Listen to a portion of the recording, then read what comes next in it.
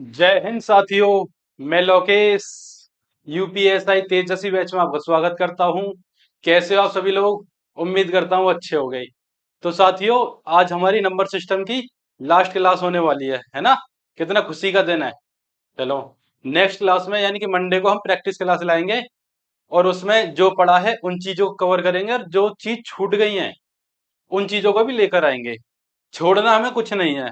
जो चीज छूट गई प्रैक्टिस क्लास में सही, ठीक, छोड़ा नहीं है, लेकिन वो टॉपिक से बाहर जा रही थी वो चीजें, इसलिए शायद रह गई।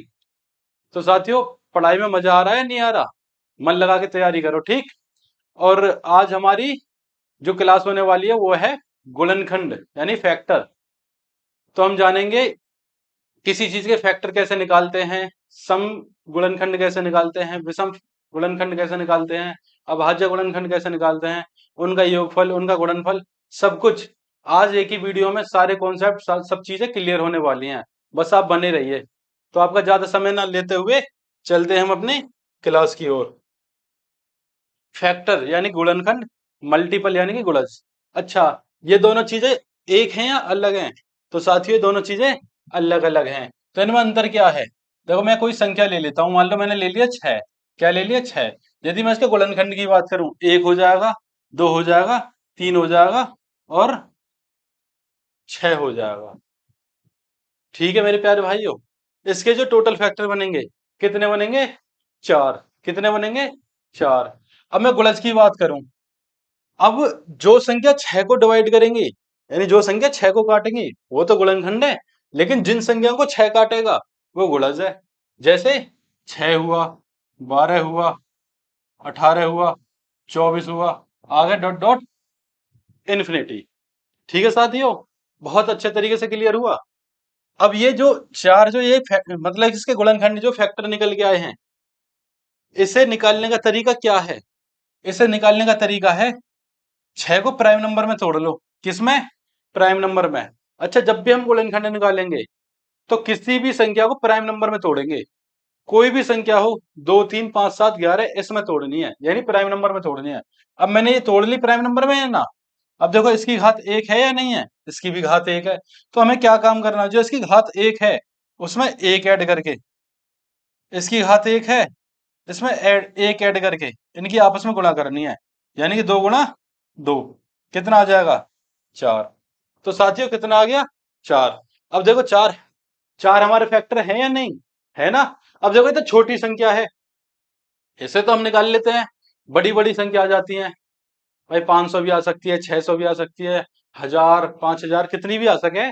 तो इसलिए इसका जो तरीका है यही है कि हम इसे प्राइम नंबर में तोड़ेंगे और जो इनकी पावर आएंगी उसमें 1 प्लस करके गुणा कर देंगे। ठीक, ये तो हो गया हमारा नंबर ऑफ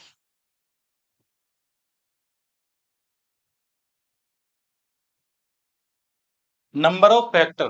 क्या हो गया? नंबर ऑफ फैक्टर यानी कि गुणनखंड की संख्या। तो तरीका यही है।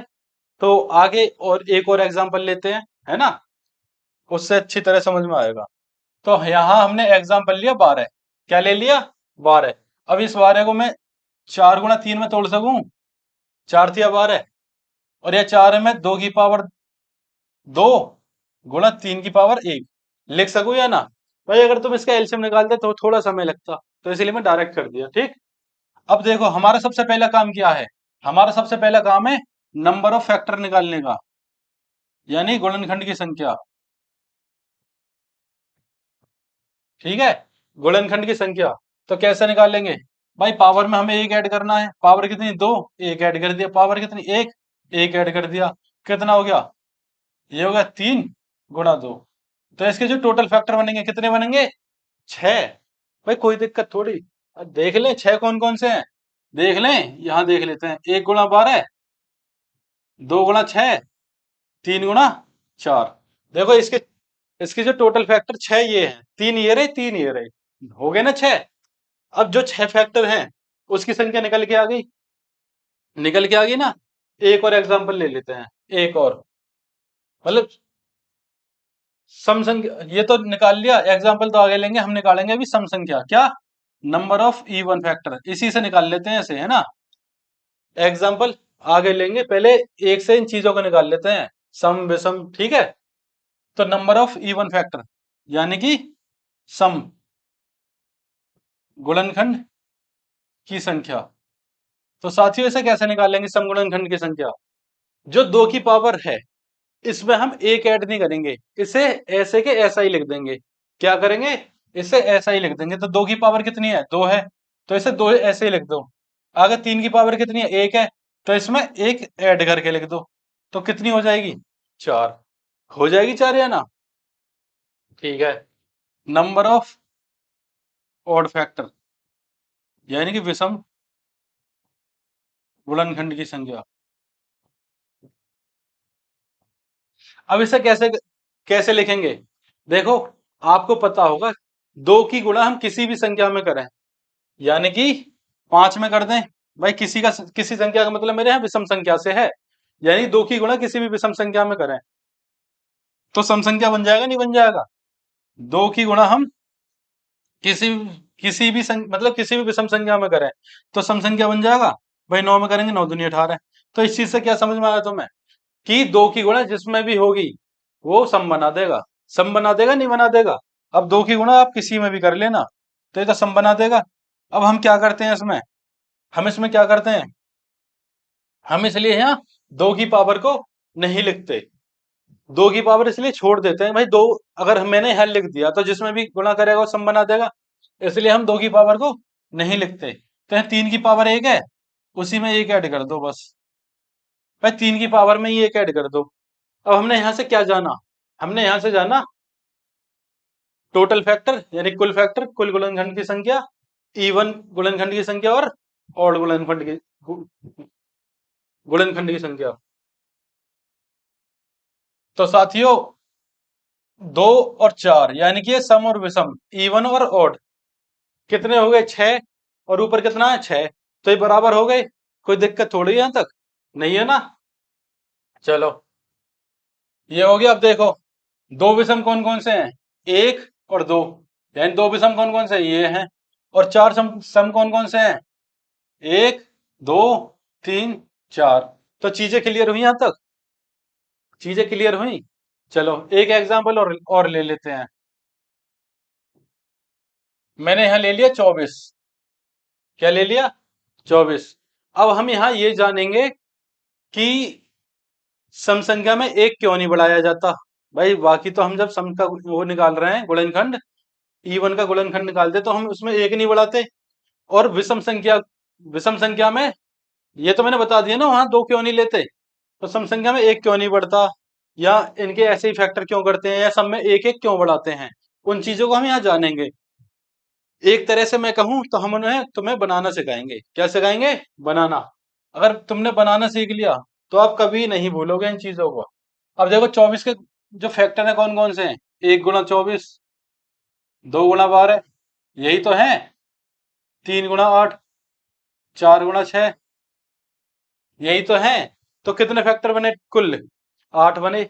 और यदि कोई बड़ी संख्या आ गई तो लिखते लिखते बहुत समय हो जाएगा, बहुत क्या हो जाएगा, लिखाना जा एग्जाम भी खत्म हो जा। तो इसके लिए ये तरीका बनाया गया है कि हमें क्या करना है, हमें 24 को तोड़ना है। 8 इंटू तीन टूट गया। अब इसे मैं लिख सकूं दो की पावर तीन।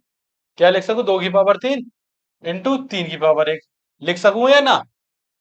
और मैंने बताया जब भी हमें कुल फैक्टर निकालने हो, यानी नंबर ऑफ फैक्टर निकालने हो, तो मैं क्या करूंगा? तीन में एक ऐड करूंगा, यानी घात की बात चल रही है यहाँ, तो यहाँ एक है, यहाँ एक ऐड करूंगा। तो कितना हो जाएगा ये? चार गुणा दो। कितना हो जाएगा? चार गुणा दो। कितना आ गया? आठ। है आठ या नहीं है? है आठ या नहीं है? बिल्कुल गुरु जी। अब देखो, ये तो मैंने निकाला था नंबर ऑफ फैक्टर, यानी कि कुल गुणनखंड की संख्या। अब निकालेंगे हम नंबर ऑफ इवन फैक्टर, यानी कि सम गुणनखंड की संख्या। सम गुणनखंड की संख्या। ठीक है साथियों। सम सम कैसे निकालते हैं? मैंने बताया ना, दो की पावर जितनी है उसे ऐसी लिख दो और आगे एक बढ़ा के लिख दो। तो दो की पावर कितनी है? तीन है, इसे ऐसी लिख दो।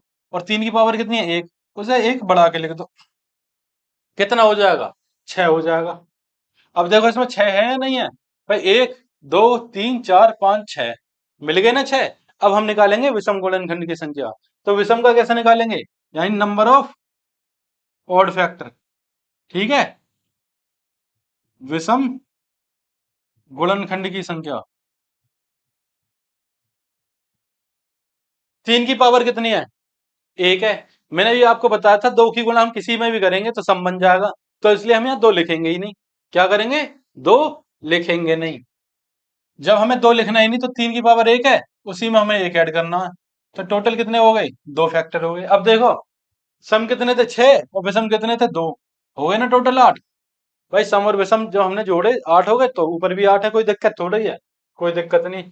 अच्छा, अब हम ये चीज समझते हैं कि 2 में हमने 1 क्यों नहीं बढ़ाया, और इसका हमने 1 1 क्यों बढ़ाया। यानी जब कुल फैक्टर निकाल लेते हम, नंबर ऑफ फैक्टर निकाल लेते, जब हमने गुणनखंड निकाले तो हमने यहाँ 1 1 ऐड किया, यहाँ 1 ऐड किया, 2 में 2 हमने लिखा ही नहीं। और सम गुणनखंड, यानी कि इसमें सम में 1 नहीं बढ़ाया, बाकी हमने 1 बढ़ाया। तो ऐसा क्यों, तो साथियों ऐसा क्यों, देखो अब ये कितना आया था, मेरी 2 की पावर 3 आई थी। अब मैं 2 की पावर 3, अब देखो 2 की पावर 0, 2 की पावर 1, 2 की पावर 2, 2 की पावर 3। अब मुझे क्या करना है, हम मुझे 0 से स्टार्ट करना है, 2 की पावर 3 पे ले जाके छोड़ देना है, क्योंकि 2 की पावर 3 है। अब वहां क्या है, 3 की पावर 1 है। अब मैं यहाँ क्या लिखूंगा, 3 की पावर 0 और 3 की पावर 1। यहां तक सबको समझ में आ गया साथियों, सबको समझ में आ रहा होगा यहाँ तक, है ना। अब देखो 2 की पावर 0, 3 की पावर 0 का मान 1 हो रहा है, बताया था ना मैंने। भाई यहाँ 2 की पावर 0 और 3 की पावर 0 का मान 1 है, तो मैं यहाँ 1 लिख दूं, 1 लिख दूं। बिल्कुल गुरु जी। अब देखो, जब मैंने यहाँ 1 लिखा, क्या लिखा, 1। अब ये 1 क्या है, ये ऑड नंबर है या नहीं है, ऑड है। और जब ये एक ऑड है, तो हमारी जो सम सम बचे, यानी सम का मतलब इवन, इवन संख्या बची, तो कितनी बची, 3। तो यहाँ 3 बची, इसलिए हमने यहाँ 1 नहीं बढ़ाया था, बाकी सब में 1 बढ़ाया था। ठीक है, आगे बात समझ में। हमने, जो हमारी सम संख्या थी वो 3 ही तो थी, इसलिए हमने वहां नहीं बढ़ाया, बाकी सब में 1 बढ़ाया। क्योंकि यह तो विषम, ये तो विषम है, ये भी विषम है, तो ये तो 2 हो गई। चीज क्लियर हुई। अब देखो, हम इसके फैक्टर कैसे निकालेंगे। यदि मैं 1 की गुणा 1 में करूं, ये 1 आ गया नहीं आ गया। अब मैं 2 की गुणा 3 में करूं, 2 तिया 6, ये आ गया। चीज क्लियर। अब 2 की गुणा 1 में करूं, ये 2 आ गया। अब 3 की गुणा 1 में करूं, सॉरी, 2 के स्क्वायर की गुणा 1 में करूं, 2 दूनी 4, 4 एकम 4, ये वाला फैक्टर आ गया। अब 4 तिया 12, ये वाला फैक्टर आ गया। अब कितना बचा, 2 की पावर 3, कितना हो गया, 8, 8 एकम 8, ये वाला फैक्टर आ गया। 2 की पावर 3, इसकी गुणा मैं इसमें करूं 3 में, 2 की पावर 3 की गुणा मैं 3 में करूं, यानी 8 तिया 24, ये वाला फैक्टर आ गया। क्या रह गया हमारा, 3। अब मैंने 1 की गुणा इसमें नहीं की थी, तो 1 तिया 3, ये वाला फैक्टर आ गया। तो ऐसे हम सारे फैक्टर भी निकाल सके हैं, कोई दिक्कत नहीं है, समझाने के लिए बता रहा हूं तो मैं। ऐसे हम सारे फैक्टर भी निकाल सके हैं। ठीक है, हमने क्या करा, सबकी गुणा एक दूसरे में कर दी, यानी कि सबकी गुणा एक दूसरे में कर दी, इन चारों की इनमें। चीजें समझ में आ गई होंगी बहुत अच्छी तरीके से। ये सारे फैक्टर आ गए या ना आ गई, बिल्कुल आ गई। हमने 1 क्यों बढ़ाया, ये चीजें समझ में आ गई होगी। हमने इवन में 1 क्यों नहीं बढ़ाया, यानी कि समगुणनखंड में 1 क्यों नहीं बढ़ाया, ये चीज भी समझ में आ गई होगी। हमने विषम में 2 क्यों नहीं लिया, तो ये तो मैंने बात बता दी, 2 क्यों नहीं लेते। भाई 2 जहां ले लोगे, सबको सम कर देगा, तो इसलिए 2 लिखते ही नहीं है। जब विषम गुणनखंड की बात आ जाए तो 2 की पावर लेनी नहीं है, क्योंकि एक प्राइम नंबर 2 ऐसा है जो सम है, ठीक, यानी जो इवन नंबर है। चीजें क्लियर हुई। टोटल फैक्टर कैसे निकालेंगे, कुल सम फैक्टर कैसे निकालेंगे, विषम कैसे निकालेंगे, चीजें क्लियर हो गई ना। चलो, अब तो एग्जांपल लेने की जरूरत थी ना, अब तो क्वेश्चन पे चले। तो जैसे जैसे हमारे क्वेश्चन आएंगे,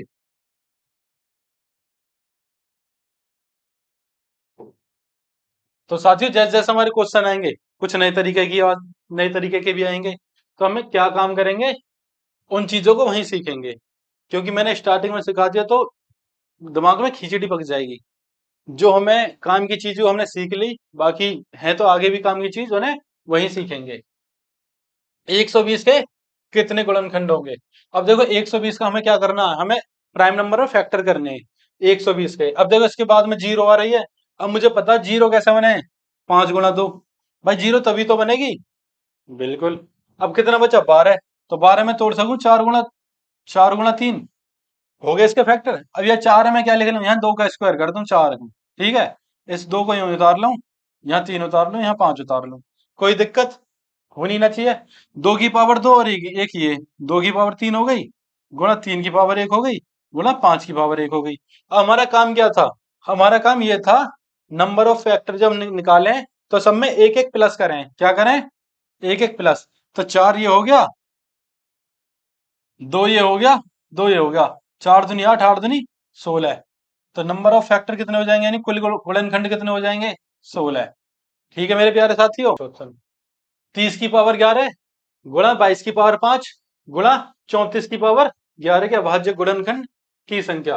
यहां पूछ रहा है देखो अभाज्य गुणनखंड की संख्या। तो अभाज्य गुणनखंड कैसे निकाले हम, अभाज्य गुणनखंड 30 की पावर 11, तो 30 में क्या लिख सकूं, 3 पंजे 15, 15 दूनी 30 की पावर 11। भाई 3 पंजे 15, 15 दूनी 30, ठीक है। 11 दूनी 22 की पावर 5 और 17 दूनी 34 की पावर 11। अब देखो यहाँ 2 की पावर 11 है, 2 की पावर 5 कितने होगी, 11 5 16, और 11 ये रहे कितने होगी, 2 की पावर 27। ठीक है मेरे दोस्त, 5 की पावर 11 और तो आगे है ही नहीं, तो 5 की पावर 11, 3 की पावर 11 आगे है ही नहीं, 3 की पावर 11, 17 की पावर 11 और तो है ही ना कहीं। भाई 11 की पावर ही 5 है, पहले 11 की 5 लिख लो और 17 की पावर 11 लिख लो। भाई यही तो है, 11 की पावर 5, ठीक है, 17 की पावर 11, ठीक है। 2 की 5 11 16, 16 16 11 27। अब हमें क्या काम करना है, हमें ये ऐड करने हैं। क्या करने साथियों, ऐड करने हैं। तो देखो 11 तिया 33 और 27 5 32, कितने हो गए, 65। अब जब भी अभाज्य गुणनखंड की बात आ जाए, यानी कि प्राइम गुणनखंड, प्राइम फैक्टर की बात आ जाए, तो हमें क्या काम करना है, हमें सीधे सीधे जोड़ के लिख देने हैं। इसमें कोई गुणा भाग नहीं करना, हमें ना कोई ऐड करना, ना गुणा करनी, कुछ नहीं करना, सीधा सीधा जोड़ के लिख देना है। क्या कर देना है, जोड़ गए। तो कितना आ जाएगा साथियों, 65। ठीक है मेरे भाइयों। चलो नेक्स्ट क्वेश्चन। 10,500 के सम गुणनखंडों की संख्या ज्ञात कीजिए। कितना है, 10,500 है। अब देखो इसके बाद में 2 जीरो आ रही हैं, तो 2 जीरो का मतलब क्या है, 100। और 100 में क्या लिख सकूं, 25 गुणा 4 लिख सकूं, है ना। और या 25 से ही 5 का स्क्वायर और 4 को भी 2 का स्क्वायर, कोई दिक्कत थोड़ी है यहाँ तक। अब मुझे 105 तोड़ना है, तो 105 कैसे तोड़ूंगा मैं, 15 सत्ते 105, कितना, 15 सत्ते 105। तो 15 भी 3 गुणा 5 में तोड़ लो और 7 कर दो, कोई दिक्कत नहीं गुरु जी। अब देखो 2 की पावर 2 है, लिख दो। 5 की पावर 3 हो गई, पहले तो 3 की पावर 1 लिख लो। 5 की पावर 3 हो गई और 7 की पावर 1 हो गई। यहां तक समझ में आ गया ना। अब क्या कह रहा है, सम गुणनखंड है, तो हम क्या लिखेंगे, 2 की पावर तो जितनी है इतनी लिख देंगे, बाकी की सब में एक एक बढ़ा के लिख देंगे। ठीक है, 2 दूनी 4, 4 चक 16, 16 दूनी 32, यानी कि सी आंसर। ठीक है साथियों। 7200 के विषम गुणनखंडों की संख्या ज्ञात कीजिए। 7200, अब जैसे ही कर लो, 100 आया में 25 गुणा 4 में तोड़ लो, या 5 का स्क्वायर लिख लो, इसे 2 का स्क्वायर लिख लो। अब कितना बचा, 72। तो 8 नहीं 72 हो रहे हैं, 8। 8 है, 2 की पावर 3 लिख सकूं, और 9, 8 नहीं 72, 9 3 की पावर 2 लिख सकूं। भाई कोई दिक्कत थोड़ी है। अब देखो 2 की पावर 3 ये रही, 2 की पावर 2 ये रही, तो ये हो जाएगी 2 की पावर 5 गुणा 3 की पावर 2 और 5 की पावर 2। अब देखो 2 की पावर से तुम्हें कोई मतलब है ही नहीं, क्यों नहीं है, क्योंकि विषम गुणनखंडों की संख्या पूछ रहा है यो। अब मैं क्या करूंगा, यहाँ एक एक बढ़ा के लिख दूंगा, लिख दिया ना, लिख दिया, ठीक है। 3 तिया 9, समझ में आ गया।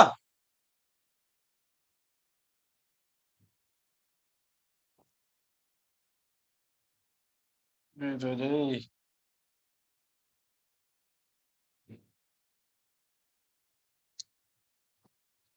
240 के सभी समगुणनखंड का योगफल। यहां देखो योगफल आ गया साथियों, योगफल, यानी कि यहां तक हमारा टाइप सेम था।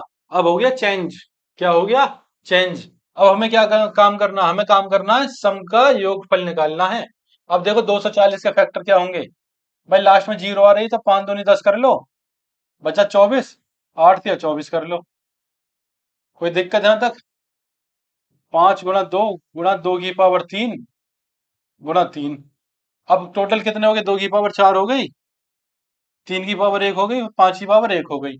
जब हम योगफल निकालेंगे क्या करेंगे? योगफल निकालेंगे। अब जब हमें सबका योगफल निकालना हो, सबका, जब सबका निकालते तो क्या करते? 2 की पावर 0 रखते। क्या रखते? 2 की पावर 0। लेकिन 2 की पावर 0 का मान तो 1 हो रहा है। अब हमें निकालना है सम का, सबका नहीं निकालना, सम का निकालना है, ठीक। तो हम क्या करेंगे? 2 की पावर 1 प्लस 2 की पावर 2 प्लस 2 की पावर 3 प्लस 2 की पावर 4, यही तो है। अब आगे कितना है? 3। तो 3 की पावर 0 प्लस 3। ठीक है साथियों। अब क्या है? 5 की पावर 1, तो 5 की पावर 0 प्लस 5 की पावर 1। जहां तक समझ में आ गया? तो 2 की पावर 4 क्या है? 16। 16 प्लस 8 प्लस 4 प्लस 2, 16 8 24, 24 है 32, 8 2 10, नहीं यार, 16 8 24, 24 8 27, कितना हो गया? 30 हो गया ना? कितना हो गया? 30। एक और 3 कितना हो गया साथियों? 3 की पावर 1 का मान 1 और 3 कितना हो गया? 4। 5 की पावर 1 और 5 कितना हो गया? 6। तो 6 चौक 24, 24 दिया 72, कितना आ जाएगा? 720। कितना आंसर हो जाएगा हमारा? सी।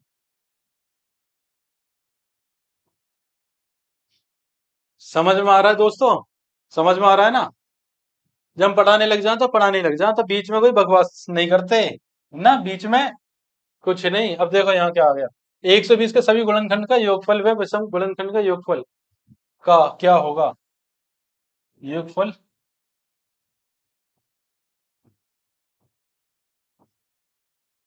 120 के सभी गुणनखंड का योगफल व विषम गुणनखंड का योगफल क्या होगा? अब इसमें क्या कह रहा है? ये कह रहा है पहले तो सब योगफल निकाल लो जितना भी है, ठीक है। फिर कह रहा है विषम योगफल अलग निकालो, फिर उनका भी अंतर बता दो। तो हम क्या करेंगे? पहले 120 से तोड़ेंगे। तो ये क्या आ रहा है? 10 आ रहा है, तो 5 गुणा 2 में तोड़ लो। अब कितना बचा? 12। 12 को कैसे तोड़ोगे? 4 तिया 12, तो 4 है, 2 की पावर 2 लिख लो और 3 लिख लो। कोई दिक्कत? 2 की पावर 2 और 1 कितने हो गए? 2 की पावर 3 गुणा 3 गुणा 5। पहले हम निकालेंगे कुल योग। कितना? कुल योग। अब देखो 2 की पावर 3 है, जब कुल योग निकालेंगे तो 2 की पावर 0। भाई जब सम निकालेंगे तब 2 की पावर 1 से स्टार्ट करेंगे, यानी सम का योगफल, यानी E1 का योगफल। अब हमें सभी का निकालना है, तो 2 की पावर 0 से स्टार्ट होगा, प्लस 2 की पावर 2 प्लस 2 की पावर 3। चलो, अब आगे आ जाएगा 3 की पावर 0 प्लस 3 की पावर 1। अब इसके आगे भी आ जाएगा 5 की पावर 0 प्लस 5 की पावर 1। तो ये कितना हो जाएगा? 8 प्लस 4 प्लस 2 प्लस 1। ठीक है साथियों, ये 1 और 3 4, 1 और 5 6, तो 8 4 12, 12 और 3 15 गुणा 4 गुणा 6, 15 चौका 60 इंटू 6, कितना हो जाएगा? 360। तो ये क्या आ गया? ये आ गया टोटल नंबर, यही number of factor, number of factor का भी योगफल, उसका भी सम। एक second, number of sum factor, ठीक है। सम मानी योग हो एक रहे, कभी सम संख्या समझ लो, ठीक है ना। चलो, ये क्या आ गया? ये टोटल योग आ गया 360। अब हमें क्या काम करना? हमें निकालना है विषम संख्या का योग, अलग अलग निकालना है ना विषम का। तो विषम का कैसे निकालेंगे? विषम में तो जो 2 की पावर है उसे खत्म ही कर दो, 2 की पावर से मतलब ही नहीं है, बिल्कुल नहीं है। अब देखो 3 का कितना आया था? 4। 5 का कितना आया? 6। भाई 3 का जब निकाला, 3 की पावर 0 प्लस 3 और 5 का निकाला, 5 और 0 +5, तो कितना है 4 और 6। तो 4 और 6, 6 चौक 24। अब मुझे क्या काम करना है, मुझे 24 माइनस करना है इसमें से, 360 में से। और जब मैं 360 में से 24 माइनस करूंगा तो कितना आ जाएगा, 336। कितना आ जाएगा, 336। C answer. ठीक है साथियों। 1800 के सभी गुणनखंडों का गुणनफल क्या होगा। अभी आया देखो, 1800 के सभी गुणनखंडों का गुणनफल। गुणनफल तो मैंने अभी बताया नहीं आपको, है ना मैंने पढ़ाया गुणनफल कैसे निकलेगा। तो हम एक यहाँ पे सीखते हैं उसे। मान लो 6 ले लिया मैंने, और 6 के जो फैक्टर बनेंगे भाई यही तो बनेंगे, 1 × 2, 2 × 3, यही तो बनेंगे, ज्यादा है, यही तो है, 4 ही तो हैं, 4। अभी इसमें ये देख लो जोड़े कितने बन रहे हैं, जोड़े कितने बन रहे हैं भाई, दो ही तो जोड़े हैं। कितने जोड़े हैं, दो। दो जोड़े हैं ना, जो इसके कुल गुणनखंड होंगे, यानी कि जो इसके नंबर ऑफ फैक्टर जितने भी होंगे उसमें 2 का भाग देना है। क्या करना है, 2 का भाग। क्यों देंगे 2 का भाग भाई, क्योंकि हम 2 का एक जोड़ा बना लें। मान लो यहाँ संख्या बड़ी होती, कितनी भी होती, मान लो 600 700 800 कुछ भी होती, यहाँ जितनी भी होती, और उसके निकल के आते 36 फैक्टर। अब जोड़े हम बनाते, तो जोड़े तो हम ऐसे ही बनाते, तो जोड़े कितने बनते, 18 ही तो बनते भाई। जब 36 फैक्टर निकल के आए तो 36 फैक्टर के जोड़े कितने बनेंगे, 18। ऐसे ही तो बने हैं जोड़े। अब 36 में 2 का भाग देंगे तो 18 ही तो आएगा। तो इसलिए हमें 2 का भाग देना है नंबर ऑफ फैक्टर में, ठीक। और जितनी भी संख्या निकल के आएगी, जैसे 18 आई, 18 आई तो हमें 18 जो इस पे घात चढ़ा देनी है। क्या काम करना है, घात चढ़ा देनी है। बात क्लियर हो गई, क्लियर होगी ना होगी, चलो अब हो जाएगी। अभी क्वेश्चन देखेंगे ना तो उससे हो जाएगी। ये कह रहे 1800 के सभी गुणनखंडों का गुणनफल क्या होगा, 1800। अब देखो इसमें 100 आ रहा है, तो 100 में क्या लिखूंगा, 25 × 4। अब बच्चा हमारे पास 18, तो 18 क्या लिखूंगा, 6×3 = 18, 6×3 = 18। अब यहाँ क्या लिख सकूं मैं, 5 का स्क्वायर, 2 का स्क्वायर ये हो गया, एक दो में यहां से ले लूं। चलो ठीक है ना। अब ये क्या बचा है, एक 3 बचा और एक 3 ये हो गया। बात आ गई समझ में भाई, 2×3 = 6 तो हमें ये 6 तो लिख दिया मैंने। अब ये 2 की पावर कितनी हो गई, 2 की पावर 3 हो गई, गुणा 3 की पावर 2 हो गई, गुणा 5 की पावर 2 हो गई। अब हमें क्या करना है, ये सभी का गुणनफल का मतलब गुणनखंड ही कह रहा था, सभी के तो सब में एक ऐड करना है। कितना करना है, यहाँ 4 कर दो, यहाँ 3 कर दो, यहाँ भी 3 कर दो, सब में एक एक ऐड करना है ना पावर में, इसमें घात में। 4×3 = 12, 12×3 = 36। अब ये कुल फैक्टर कितने निकल के आए, 36। 36 निकल के आ गए। हमें 36 में क्या करना, मैंने क्या कहा था, मैंने कहा था नंबर ऑफ फैक्टर में 2 से भाग दे दो, या उसके जोड़े बना लो। 36 में 18 जोड़े बनेंगे, या तो ये अपने दिमाग से सोच लो, या फिर नंबर ऑफ फैक्टर में 2 से भाग दे दो। तो 1800 की पावर 18, यानी जब 36 में 2 का भाग दूंगा तो कितना आ जाएगा, 18। तो 1800 की पावर 18, तो हमारा ऑप्शन हो जाएगा बी, बी फॉर बाहुबली। ठीक है साथियों, नेक्स्ट क्वेश्चन। यदि n बराबर 4 की पावर 11 प्लस 4 की पावर 12 प्लस 4 की पावर 13 प्लस 4 की पावर 14, तो n के कितने मान धनात्मक गुणनखंड होंगे, धनात्मक गुणनखंड। तो मैं क्या काम कर सकूं, मैंने पिछली क्लास में पढ़ाया था आपको कि जब भी ऐसा क्वेश्चन आ जाए सबसे पहला काम हमारा क्या है, कॉमन लेने का। मैंने पहला काम अपना कर दिया, मैंने 4 की पावर 11 कॉमन ले ली, अंदर एक बचा, अंदर क्या बचेगा, 4 की पावर 1 बचेगी, फिर क्या बचेगा, 4 की पावर 2 बचेगी, फिर बचेगा 4 की पावर 3। 2 2 4, 2 2 4, कोई दिक्कत नहीं। 4 की क्यूब कितना हो गया, 64 हो गया है। 4 का स्क्वायर कितना हो गया, 16। 4 की पावर 1 4 प्लस 1। ठीक है साथियों, 4 की पावर 11 बाहर कॉमन, ये कितना हो जाएगा, 64 16 80, 80 और 5 85। कितना हो गया, 85। 4 की पावर 11 बाहर कॉमन, 85 में कैसे तोड़ सकूं, 4 की पावर 11 गुणा 17 पंजे 85। आगे बात समझ में, यहां तक कैलकुलेशन में कोई दिक्कत ही नहीं है, बहुत इजी कर दी है। अब जब है पावर कितनी 11 है, इसमें एक बढ़ा के लिख दो, पावर कितनी एक, यहाँ एक बढ़ा के लिख दो, पावर कितनी एक, यहाँ एक बढ़ा के लिख दो। भाई यहाँ पावर एक ही तो है, तो 12 दूनी 24, 24 दूनी 48। आगे कोई दिक्कत आनी ना चाहिए यहां तक। ठीक है। B for Baahubali. Next question.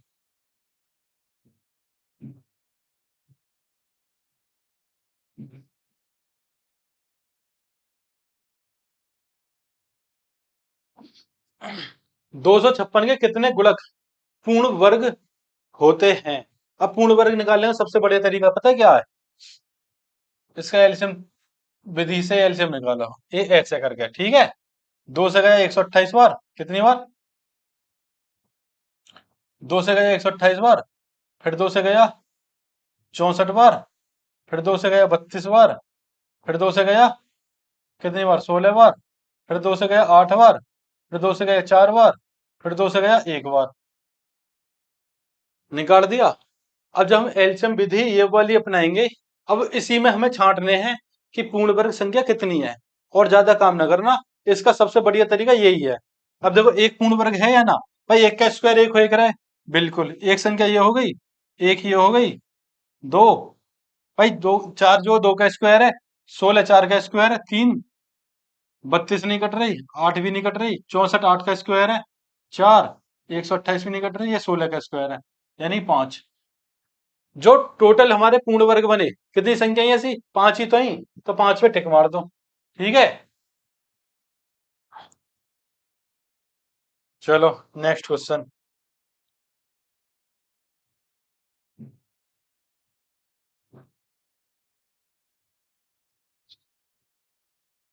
X कोई 4 अंकों की संख्या है। कितने अंकों की? 4 अंकों की। कितने की भी हो हमें क्या लेना, जिसके 15 गुणनखंड हैं। तो एक्स स्क्वायर के कितने गुणनखंड होंगे?